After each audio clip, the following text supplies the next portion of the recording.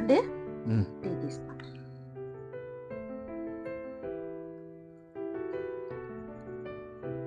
ఏంటి ఆలోచిస్తున్నారండి? కాజ్యోతి, ఇక్కడ నుంచి డ్యూటీకి వెళ్ళాకి గంట పడుతుంది. విపరీతమైన ట్రాఫిక్. అందులో మన ఇద్దరం ఉన్నా కూడా ఇక్కడ కొద్దిగా కంజెస్టెడ్గా ఉంది. ఇల్లు చిన్నదైపోయింది కదా.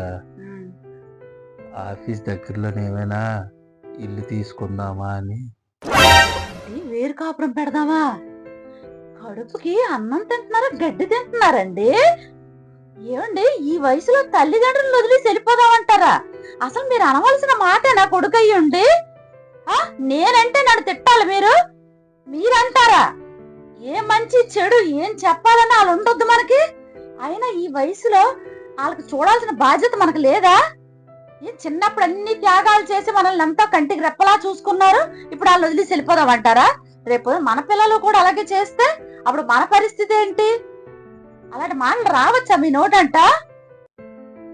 నన్ను తల్లిలా చూసుకుంటున్నారే ఆవిడ వదిలేసి వచ్చిమంటారా? అది నాకు ఎంత బాధగా ఉంటది.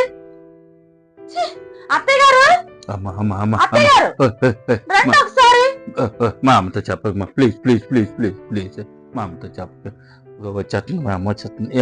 ఏమైంది? ఎందుకలా అరుస్తున్నావు? చూడండి అత్తయ్య గారు, అవసరమైనప్పుడు సెలవులు పెట్టరు, ఇప్పుడే ఊరికి పెట్టేస్తాను అంటున్నారు సెలవులు. అబ్బాబా రే, ఉత్తప్పుడు ఏదైనా ఫంక్షన్ ఉన్నదంటే సెలవు పెట్టవు, ఇప్పుడేమో సెలవులు పెడేస్తాను అంటున్నావు. ఎందుకు? ఏదైనా అవసరానికి ఉంచుకోవాలి సెలవులు, ఊరికే ఎందుకు సెలవులు పెట్టడం? లేదమ్మా, పెట్టను. సరే, వెళ్ళిపోతా.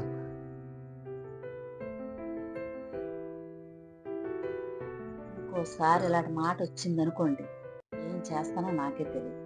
ఒళ్ళు దగ్గర పెట్టుకుని ఉండండి.